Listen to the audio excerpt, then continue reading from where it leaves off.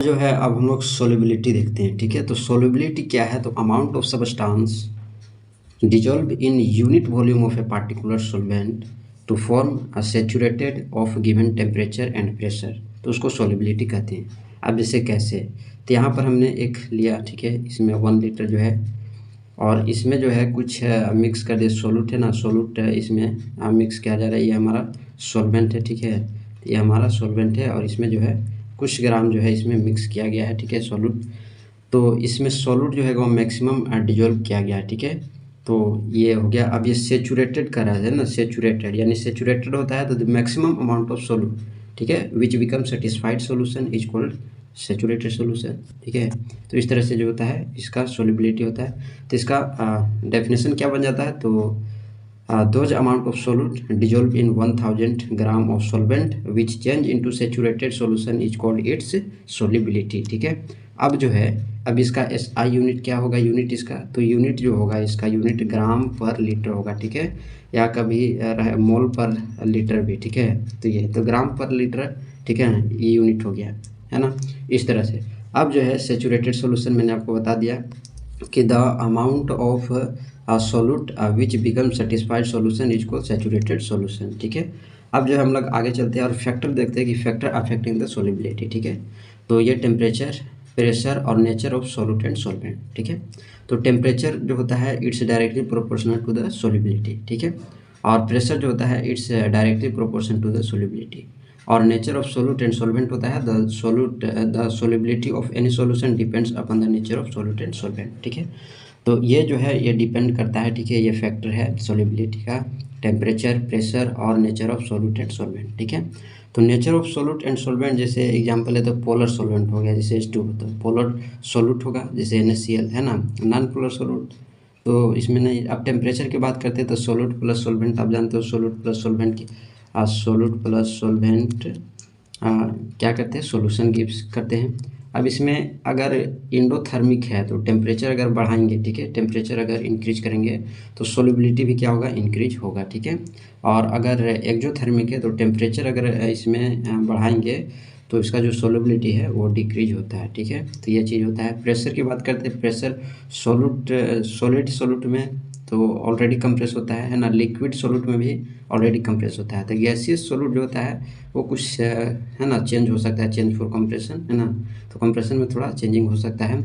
और इसी पर जो है बनता है solubility of gaseous in liquid, और इसी पर एक लॉ बनता है जिन्होंने हेनरी लॉ कहते हैं, ठीक है। तो उसको भी जो है हम लोग जानेंगे, ठीक है। तो चलिए अब हम लोग इसको देखते हैं कि हेनरी ने क्या दिया था लॉ, ठीक है। तो Henry discuss a law for solubility of gases in liquid, क्या इनके अनुसार यानी इनके लॉ के अनुसार क्या कहा गया, the mole fraction of gas in any solution is directly proportional to particle pressure exerted by gaseous, ठीक है।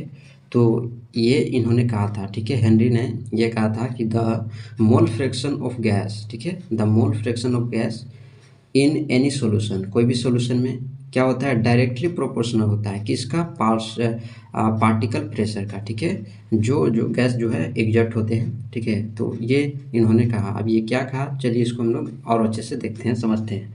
तो यहाँ मोल फ्रैक्शन जो है डायरेक्टली प्रोपोर्शनल किसके है, पार्टिकल प्रेशर का, ठीक है, और ये हेनरी साहब ने कहा है, ठीक है।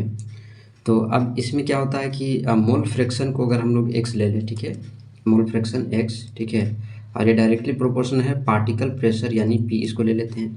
अब यहाँ पर प्रोपोर्शनल हटेगा तो यहाँ पर आएगा KH, ठीक है। अब KH क्या है इसको भी बताएंगे, ठीक है। तो इसमें KH जो है ना हेनरी कांस्टेंट है, ठीक है, तो KH और इंटू P, है ना। तो इससे क्या बन जाता है, तो अगर हम देखें तो x by P is equal to KH, ठीक है। तो ये जो है हमारा बन जाता है, ठीक है। तो ये है हेनरी लॉ, ठीक है। तो इस तरह से ये हो गया। और यहाँ पर केज क्या है, तो कांस्टेंट हेनरी है, ठीक है, कांस्टेंट हेनरी। तो इस तरह से अब जो है इसका एप्लीकेशन देख लेते हैं, ठीक है। ये application of Henry's law, the two mixture CO2 gas in cold drink, ठीक है, कोल्ड ड्रिंक में जो मिक्स करते हैं CO2, ठीक है। तो ये एप्लीकेशन है। हीलियम गैस जो होता है ऑक्सीजन सिलेंडर फॉर सबमरीन, तो उसके लिए भी है। तो ये 2 एप्लीकेशन आपको याद रखना है, एग्जाम में पूछे जाते हैं, ठीक है। आगे चलते हैं और डिस्कस करते हैं वेपर प्रेशर क्या होता है, ठीक है, वेपर प्रेशर। तो vapour pressure, the pressure exerted by vapour of liquid on its surface, it ah surface is called vapour pressure. ठीक है, अब जैसे हमने ये लिया, ठीक है, और इसमें जो है हम इसको हीट कर रहे हैं, तो हीट करेंगे तो इसका वेपर जो है उड़ेगा ऊपर, ठीक है, और ऊपर ये क्लोज है, क्लोज है, ठीक है, तो क्लोज है तो इसका जो वेपर है, ठीक है, ऊपर क्या करेगा, प्रेशर डालेगा। ठीक है, तो इसका जो है सबसे अच्छा एग्जाम्पल हो जाता है कि बॉइलिंग टी इन अ केटल। ठीक है, अगर एग्जाम्पल की बात करें तो बॉइलिंग टी इन अ केटल। ठीक है, तो ये चीज़ जो है इसमें होता है। अब जो है हम लोग देखते हैं डिप्रेशन ऑफ वेपर प्रेशर। ठीक है, तो डिप्रेशन ऑफ वेपर प्रेशर, तो इसमें क्या है कि if any solute mixed in pure solvent then its vapour pressure will reduced, है ना, यानी decrease due to decreasing of IMS यानी इंटरमोलिकुलर स्पेस। ठीक है, जो दो मॉलिक्यूल यानी लिक्विड के दो मॉलिक्यूल के बीच में जो IMS होते हैं, इंटरमोलिकुलर स्पेस, उनके कारण जो है डिक्रीजिंग होता है। ठीक है, और this phenomena is called depression of vapour pressure, तो उसको जो है वेपर प्रेशर कहते हैं। अब जैसे एक एग्जांपल लेते हैं, समझते हैं इसको, है ना, जैसे ये हमने लिया, ठीक है, इसमें जो है प्योर सॉल्वेंट है, इसको हम P नोट से डिनोट कर रहे हैं। ठीक है, और ये है हमारा सॉल्यूशन। ठीक है, और इसको जो है हमने कुछ इसमें इम्प्योरिटी मिक्स की, तो ये हमारा PS है यानी सॉल्यूशन है। ठीक है, तो प्योर सॉल्वेंट जो है ना, तो इसके लिए कंडीशन क्या बनता है कि P नोट जो है वो ग्रेटर देन होगा PS से। ठीक है, तो ये चीज़ जो है इसमें ध्यान रखना है। ठीक है,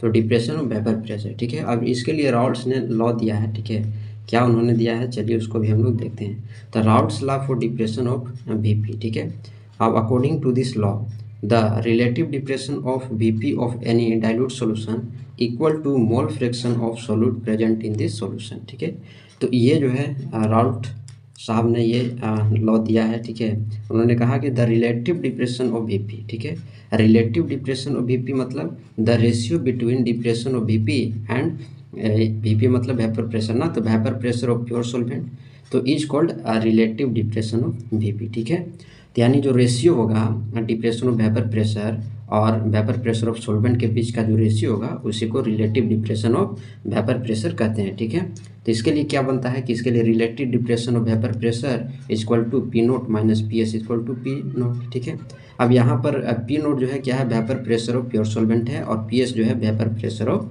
प्योर सॉल्यूशन है। ठीक है, तो ये जो है आपको ध्यान रखना है, तो ये बहुत ही इंपॉर्टेंट है। ठीक है, तो ये चीज़ है।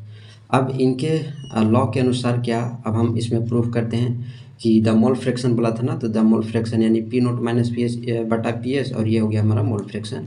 तो इसको जो है हम लोग प्रूफ करते हैं। ठीक है, तो इसको जो है हम लोग इसको प्रूफ करते हैं, तो चलिए हम लोग इसको प्रूफ करते हैं। तो सबसे पहले जो है लेट करते हैं क्या, the vapour pressure of solvent is P note and vapour pressure of solution is PS। ठीक है, इसको हमने लेट किया है फॉर एनी सॉल्यूशन, किसी भी सॉल्यूशन के लिए हमने ये लिया है। ठीक है, उसके बाद है its vapour pressure of solution is directly proportional to mole fraction of solvent. ठीक है, तो PS जो है वो डायरेक्टली प्रोपोर्शनल क्या होगा, सॉल्वेंट। ठीक है, तो PS डायरेक्टली प्रोपोर्शनल टू बड़ा N और N प्लस बड़ा N। ठीक है, तो ये सॉल्वेंट के लिए है मोल फ्रैक्शन।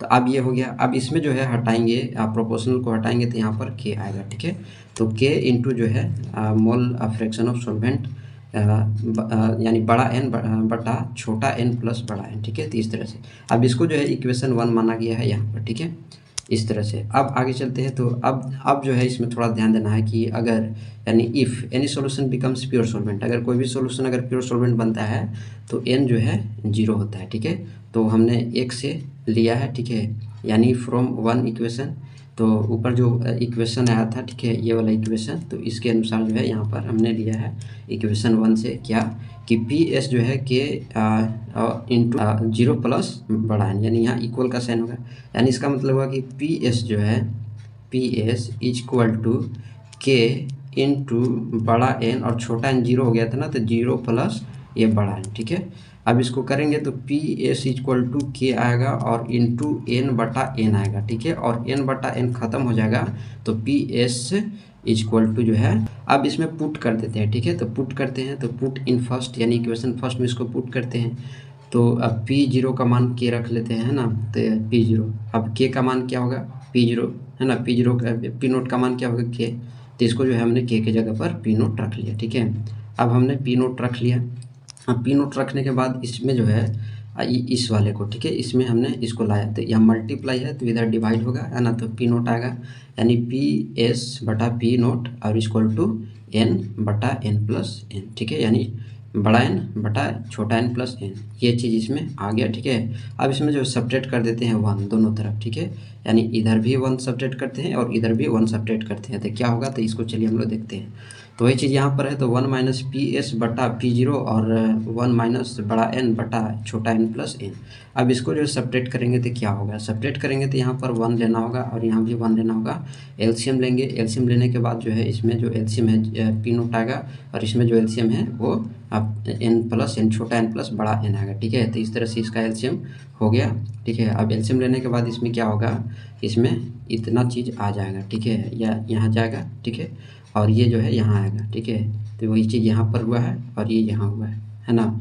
अब जो है ये वाला और ये वाला ख़त्म हो जाएगा, ठीक है, तो बचेगा क्या, छोटा एन ऊपर बचेगा ना, तो छोटा एन ऊपर बचेगा, तो यही चीज़ यहाँ पर है, छोटा एन ये दोनों ख़त्म हो गया तो बचा ये छोटा एन और ये, तो इस तरह से जो है ये प्रूफ हो गया, ठीक है, तो इस तरह से इसको प्रूफ करना आ जाएगा, ठीक है, तो इस तरह से हमने इसको देख लिया, ठीक है, तो ये बहुत आसान है इसको प्रूफ करना, है ना, तो ये ध्यान में रखना है। अब जो है हम लोग आगे चलते हैं और आगे देखते हैं, न्यूमेरिकल अब देखते हैं, ठीक है, तो इस पर जो है एक क्वेश्चन न्यूमेरिकल है और इसको जो हम लोग सोल्व करते हैं।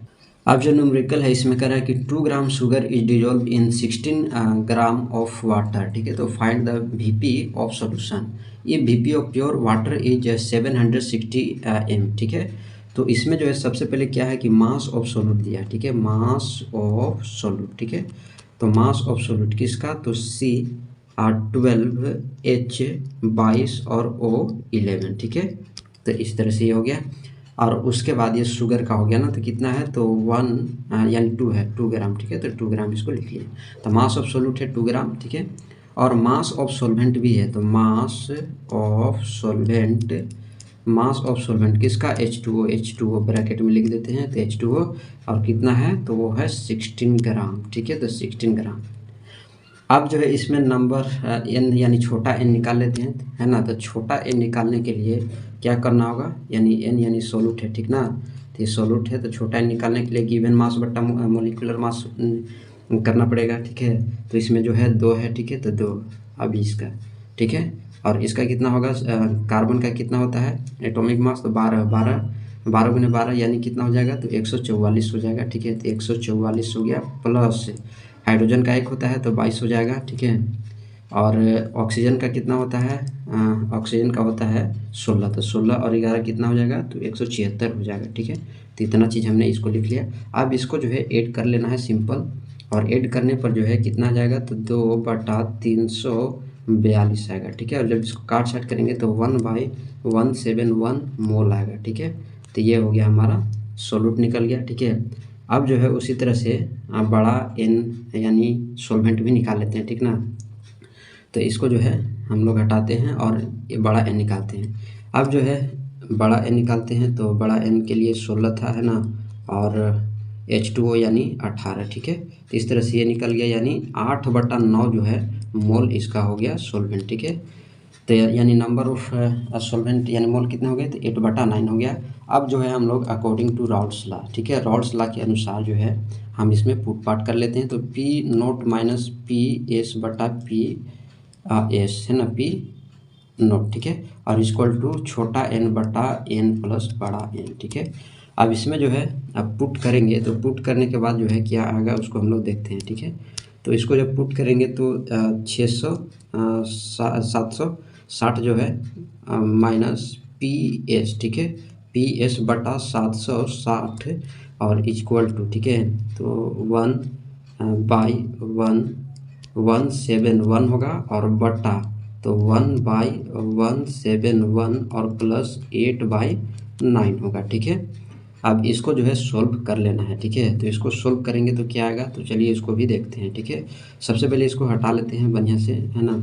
अब इसको सोल्व करते हैं तो क्या आया था, तो 660 माइनस पी एस ना और 760 और इक्वल टू 171 बटा 171 और प्लस 8/9, ठीक है, ये हमने पुट कर दिया। अब इससे जो है पी एस निकलेगा, ठीक है, तो पी एस जो है इसको आप निकाल के बताना कि कितना आया, ठीक है, तो इसको जब काट छाट करोगे ना, काट छाट करने के बाद जो है 755 आएगा, ठीक है। तो 755 ये चीज़ जो है आएगा PS का वैल्यू, ठीक है।